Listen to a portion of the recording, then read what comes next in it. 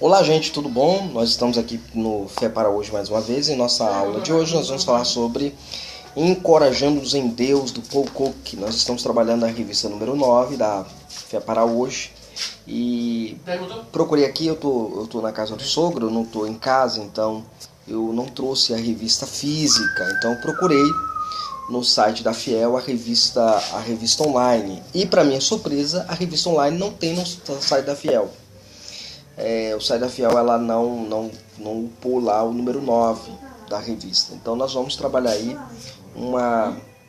eu naveguei, procurei, encontrei a edição em PDF em um outro site. Então eu baixei aqui para o computador para a gente trabalhar essa edição e lembrar o pessoal da Fiel que, se possível, estiver assistindo o nosso canal, a Marli está assistindo o nosso canal, que ela possa ir ver com o pessoal da Fiel para upar o número 9 da revista Fé para Hoje lá no site, que não tem.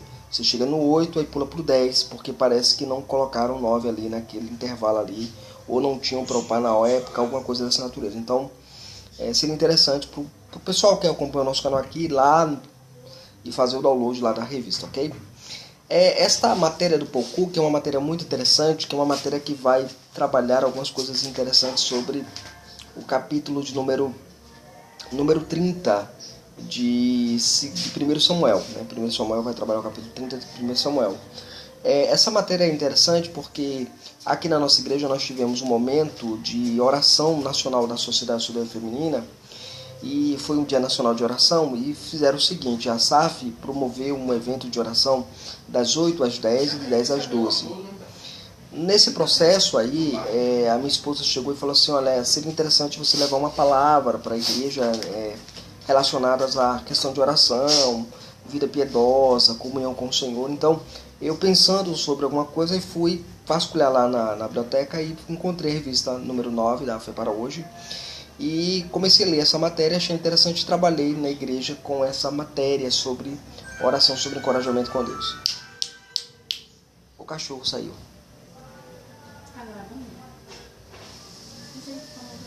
Sim, mas vá lá, por favor. Alfie, volta aqui, meu cachorro, gente, de novo.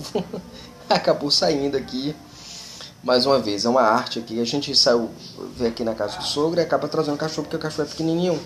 Ele fica lá abandonado, largado lá no meio do mundo, né? Aí a minha esposa chamando o bendito do cachorrinho, ok? Muito bem. Então, como eu estava falando, sobre a questão desse momento de oração que a gente fez. Foi muito bom, foi muito gostoso. A gente fez lá na igreja, muito, muito importante para a gente trabalhar esta questão, ok? No entanto, um objeto não recebeu nenhum. Aqui ele começa aqui falando sobre que há alguns anos havia uma história a respeito do fato de que o diabo decidiu fazer um leilão, realizar um leilão, né? Ele pôs muitos objetos à venda, e alguns deles, tais como a inveja, o ódio, a avareza, a sensualidade, o egoísmo, foram vendidos por um preço bastante elevado. Dar lances se tornou bastante competitivo ali naquele momento. No entanto, havia um objeto que não recebeu nenhum lance. Esse objeto, diz Cook, lembra da história, né? Em formato de uma cunha, tinha o nome de desencorajamento. A história prossegue afirmando que, sendo incapaz de vendê-lo, desde então o diabo tem utilizado com eficácia notável este objeto. Ele se deleita particularmente em introduzir esta alcunha nas vidas dos ministros do Evangelho e tem obtido grande sucesso com isso. Então ele lembra que o desencorajamento, sendo uma peça, uma artimanha de Satanás, se levaram ao coração dos pastores, dos ministros do Evangelho, daqueles que pregam o Evangelho, ao esgotamento, propriamente dito, com o desencorajamento. O desencorajamento é um dos grandes obstáculos no ministério, especialmente nesses dias de coisas insignificantes. Ele lembra disso, né? Como lidar com o desencorajamento é um problema que temos de enfrentar. Uma das maneiras mais eficazes de enfrentarmos esse desencorajamento é ler biografias de bons crentes, né? Ler biografia dos crentes antigos, dos puritanos, dos reformados, essas coisas todas. Mas ele diz, especialmente aqueles que são mencionados nas Escrituras, aquelas biografias de homens que mencionaram na Escritura. E aí ele entra com a história de Davi. A ocasião em que Davi permaneceu entre as ruínas fumegantes de Ziklag foi talvez a mais desencorajadora para ele. Dale Davis, em seu excelente comentário a 1 Samuel, com discernimento usou a expressão quando os fundamentos caem aos pedaços. Ou seja, quando tudo que nós construímos vai por terra e aí vem desencorajamento, vem a maneira desencorajadora de viver uma vida cristã sem ser uma vida realmente cristã. É um problema que todos nós enfrentamos, é um problema que todos nós, uma vez ou outra, teremos de enfrentar, que é o desencorajamento fortuito que acontece muitas vezes na nossa vida como cristão, como crentes, como homens de Deus, como mulheres de Deus, como pessoas que querem o bem da igreja, o bem do reino de Deus, e às vezes não é correspondido com clareza, né? Isso é muito interessante. E ele coloca exatamente, o Dale Davis, lembra o Cook, que esse título, quando os fundamentos caem aos pedaços, para intitular a sessão do capítulo 30 do livro, do capítulo 30 de 1 Samuel. Né? Existem tais ocasiões na vida cristã. Davi era um fugitivo, ele era perseguido por Saul, que estava sedento para matá-lo. Ele havia procurado encontrar refúgio com Aques, um dos reis filisteus. Aques iludira, pensando que Davi e seus homens estavam desbaratando os inimigos em favor dele. Aqui recompensou Davi, ofertando-lhe a cidade de Ziglag, né? Onde ele, seus homens, suas mulheres e seus filhos puderam viver. Então, Davi havia encontrado um favor do rei filisteu ali naquele momento, naquele contexto. E era uma coisa muito difícil. Cadê o Alf? Só a chave da casa. Ô menino, devolve essa chave. O cachorro agora brincando com a chave agora da casa. Tá vendo um negócio desse? Voltando aqui, gente. Então, quando nós trabalhamos com essa questão, aqui desejava que Davi e os homens, né, no caso Aques, ele queria que Davi acompanhasse ele e seus homens. Capítulo 28 de 1 Samuel, versos de 1 a 2, fala disso. Mas Davi foi eximido desse indesejável plano quando os altos oficiais dos filisteus rejeitaram essa ideia. 1 Samuel, capítulo 29. Davi e seus homens fizeram uma viagem de 100 quilômetros, retornando a Feca para Ziglag. No entanto, quando ali chegaram, a cidade estava totalmente em ruínas. Está lá 1 Samuel capítulo 30, verso de 1 a 6.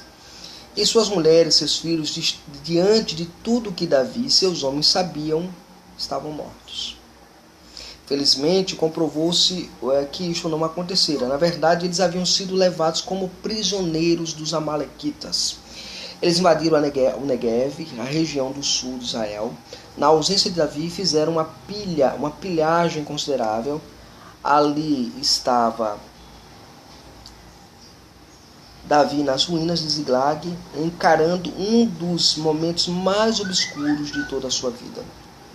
Seus homens ficaram tão aflitos que realmente falaram em apedrejá-lo. Diz o texto que eles queriam apedrejar a Davi. Já imaginou isso? Você vai para uma guerra, luta uma guerra, quando volta para sua cidade, você volta para sua casa, está tudo destruído, tudo acabado, não tem mais esperança alguma, não há mais nenhuma esperança para você caminhar.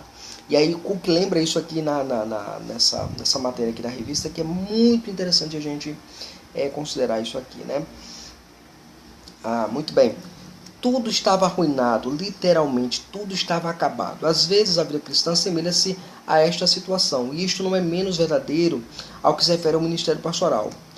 Todas as coisas pelas quais nos esforçamos parecem desintegrar-se diante dos nossos olhos, e os companheiros de nosso arraial se tornam desafeiçoados conosco, se tornam os nossos inimigos, se levantam contra nós, não nos entendem e às vezes nos causam danos maiores na alma.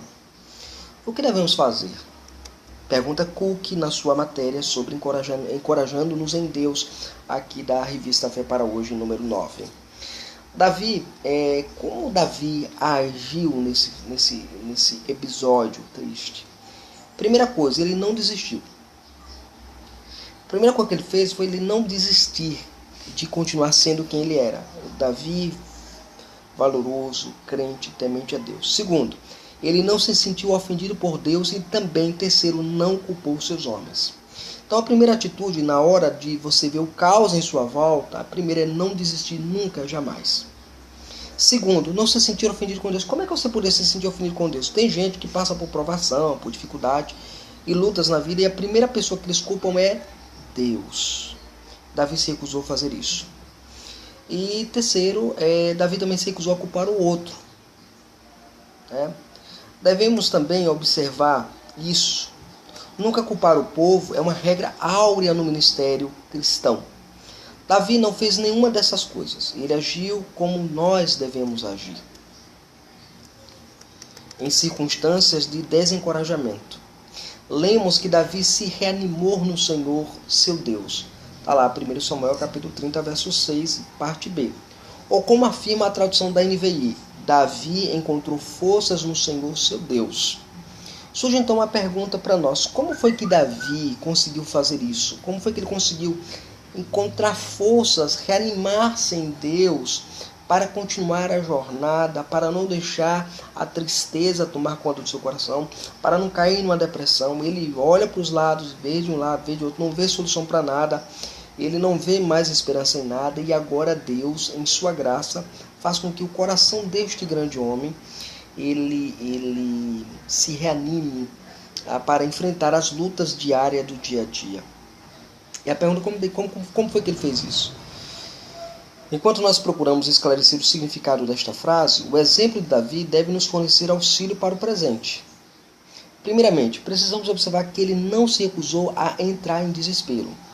A primeira coisa, quando você olha, não tem nada, não há esperança, não há mais nada, não tem mais solução para nada, não há mais circunstâncias alguma benéficas a nós. Qual é a sua primeira atitude? Não se desesperar. Davi tinha muitas razões humanas para fazer isso. Afinal de contas, ele vinha sendo perseguido por Saul, ele estava desacreditado pelos filisteus, ele fora magoado nesta ocasião dos seus próprios homens. Tá aqui, velho. Saiu? Tô vendo, menino. Eu não quero estudar. Hã? Eu não quero estudar. Quem? Ô, velho. Leva uma cara estudar ali. Não quero estudar ali. Vai ser ligeiro, o cara não tá mole. Quem? O Valério tirou o carro, o Valério tá pegando. As coisas não poderiam ser pior. Davi estava sozinho enquanto o pungente fumaça nas ruínas de Ziklag pairava ao redor de suas areias. Para de negro do bagulho. O cachorro tá debaixo do carro aí. Esse é o menor preço, velho. Sai com o chefe, o cachorro rodou.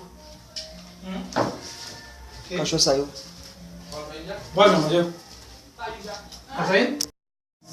Gravar algumas coisas com a roupa decente, né?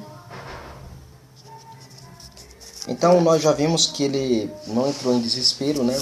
Mesmo sendo perseguido por Saul, pelos filisteus e tudo mais.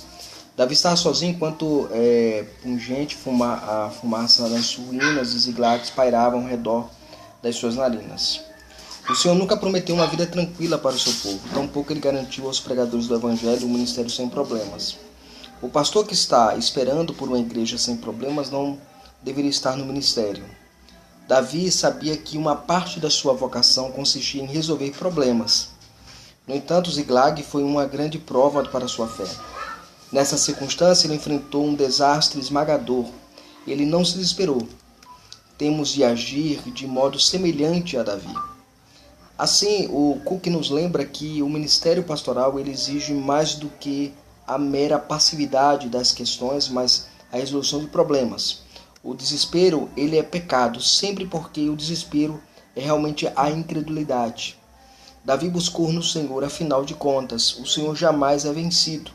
Edward Moult expressou essa grande verdade em seu excelente hino, dizendo: quando tudo em volta de minha alma desmoronar, então toda a minha esperança e firmeza ele será. Então, nesse sentido,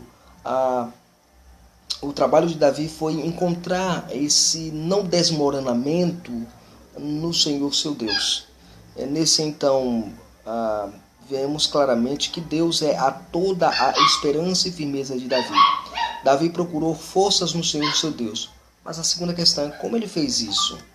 Ele não permitiu que o presente determinasse o seu ponto de vista a respeito do futuro.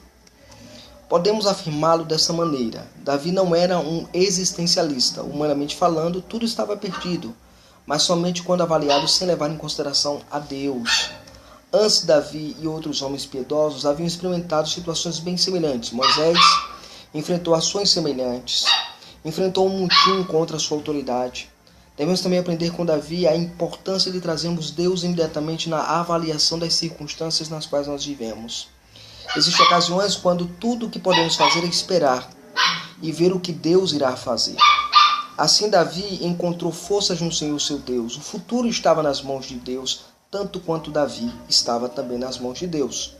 Nós afirmamos que cremos na soberania de Deus, mas o teste genuíno constitui-se em uma crise, quando há uma crise na porta, quando bate uma crise na porta. Em algumas ocasiões, alguns arminianos se comportam como alguns calvinistas. E, infelizmente, alguns calvinistas agem como se fossem arminianos. As provações tentam e testam a nossa teologia para comprovar o que realmente ela é.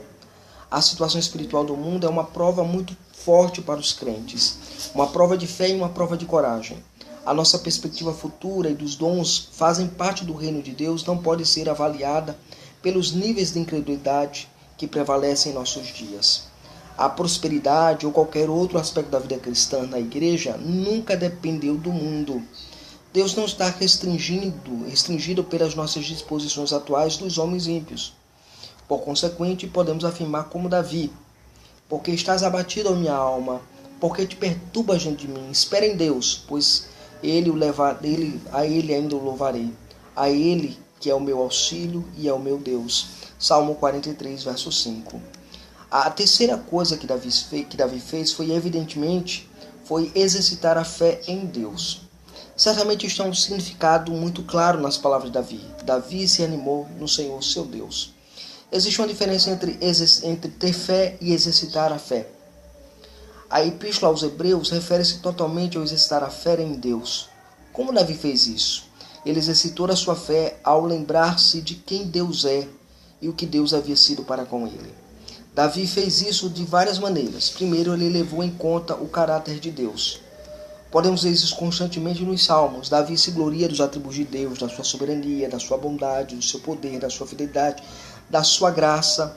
Davi recordou a história de Israel, as poderosas realizações de Deus, podendo até refletir sobre isso em seus salmos. Quando você lê os salmos de Davi, você encontra os atributos de Deus sempre presentes nesses salmos de maneira muito clara. O Deus de Israel era o Deus de Davi, o mesmo estando ele entre as ruínas de Ziklag, ele é o Deus vivo, como nós aprendemos em 1 Samuel, capítulo 17, versos 26 e 36. Nega Alf. Ô Alf! Cadê ele? Ah, tá aí. Tá ali dormindo. Ok. E o Deus de Davi é o nosso Deus, o Pai do nosso Senhor Jesus Cristo. Duvidemos de nossa própria sabedoria e não confiemos em nossos próprios sentimentos, visto que eles são indignos de toda a confiança. Não nos apeguemos nos nossos planos e nas nossas expectativas. Nós devemos continuar confiando totalmente em Deus. Não são os nossos planos que vão determinar o futuro e não são os nossos planos que vão determinar o resultado. Sempre todo o resultado advém de Deus. Davi recordou a maneira como Deus lidava com ele. A segunda proposição disso. Novamente, os salmos nos mostram como Davi sempre fazia isso. Ele poderia esquecer as providências admiráveis de Deus, os atos maravilhosos de salvamentos realizados pelo Senhor? De forma alguma. Salvamento da boca do leão, do urso, da mão de Golias, né? Da inveja de Saul, dos soldados inimigos dos filisteus. Ele poderia esquecer disso? Jamais. Todo crente possui a sua própria lista de misericórdias manifestadas no passado e sendo capaz de celebrar essas realizações anteriores para com Deus e crendo em Deus, sendo isso um combustível para continuar caminhando na fé do Senhor. No entanto, temos de aprender a coletar o passado, a cada instância em que se manifesta a felicidade, a providência divina, trazendo a uma equiparação para o presente. Deus nos preserva e não nos lança para fora, pelo contrário, nos mantém em perseverança porque Ele sempre foi bom. E Ele continua sendo bom na nossa vida e na nossa existência. A terceira coisa que Davi fez foi que Davi lembrou-se da aliança divina. A doutrina da aliança, a doutrina do pacto, é uma doutrina permeada por todas as Escrituras e ela é necessária para a vivência cristã, para a vida cristã como um todo. A aliança da graça divina com Abraão e seus descendentes seria mais tarde conhecida como as fiéis misericórdias prometidas a Davi. Em Ziklag, Davi reafirmou a sua confiança contínua em Deus e profunda fidelidade para com ele. Isso é salientado na frase: Davi se animou no Senhor, o seu Deus. O Senhor da aliança, o Senhor das misericórdias, era o Deus de Davi. Ele não lhe havia falado através do profeta Samuel, referindo-se aos propósitos da própria aliança para com Davi? Deus não havia favorecido o seu povo, os propósitos falhariam agora? Isto é inconcebível. Permanecendo ali, nas ruínas de Ziklag, Davi não podia mais dizer minha cidade, minha casa, minhas possessões. Ele até duvidou de poder dizer minhas esposas e meus filhos. E se ainda encontrassem vivos, Davi não ousaria pensar na degradante vergonha que eles certamente teriam sofrido. Mas apesar de tudo isso, Davi ainda podia afirmar: o Senhor, o meu Deus. Porque tudo o que ele tinha pertencia sempre a Deus. Tudo o que ele possuía pertencia ao Senhor. Jamais devemos permitir que a autopiedade mova-se para o nosso íntimo. Eu sou um coitadinho, eu estou sofrendo, eu estou passando por isso. Tenham pena de mim. Visto que Deus pôs sobre nós o seu amor, nós não temos nenhum direito de sentir piedade de nós mesmos. Aqueles em favor dos quais Deus sacrificou o seu único filho devem ter pena de si mesmo? Devemos nós, aqueles que Deus tornou seus filhos e suas filhas, considerar-se objetos de alguma piedade? Davi, nas ruínas de Ziklag, não se compadeceria de si mesmo, não se autopiedou-se, não houve autopiedade de si mesmo. Em qualquer circunstância, como herdeiros de Deus e co-herdeiros juntamente com Cristo, podemos ser alvos de inveja, mas não de piedade. Davi lembrou-se da aliança divina e assim também devemos nós fazer. Ou seja, não há necessidade de nós olharmos para o mundo em nossa volta e queremos que o mundo tenha pena de nós. Devemos olhar para o mundo em nossa volta e sabemos que o mundo sentirá inveja de nós por estarmos servindo a Deus, mesmo no meio das tribulações, nos meios das dificuldades, no meio das ausências das bênçãos materiais, mas Deus está sempre cuidando de nós. Davi buscou a sabedoria de Deus. Ele fez isso ao consultar a palavra de Deus. Por esse motivo, Davi chamou o sacerdote Abiatar. Você deve lembrar bem da história, com a estola sacerdotal, para que o Senhor lhe tornasse conhecido o seu pensamento e a sua vontade. Por meio do uso de Urim e Tumim, está lá em 1 Samuel capítulo 30, versos 6 e 7. Este foi o instrumento da revelação de Deus a Davi. Ou seja, Deus disse: você vai prosperar, você vai caminhar, mas ele buscou primeiramente a orientação divina para tomar as suas decisões. Hoje temos sabedoria de Deus escrita na sua palavra e buscando-a também nos fortaleceremos no Senhor. Às vezes nós queremos tomar as nossas atitudes e provações pelas nossas próprias forças, sem levar em consideração a voz do Senhor na sua palavra. Dessa maneira, Davi exercitou a sua fé no Senhor. A adversidade é a grande prova da nossa fé. Os pregadores talvez enfrentam problemas angustiantes, enfermidades crescentes, graves desapontamentos, ataques de Satanás, a onda de desânimo na obra de Deus. Nessas ocasiões podemos fortalecermos no Senhor.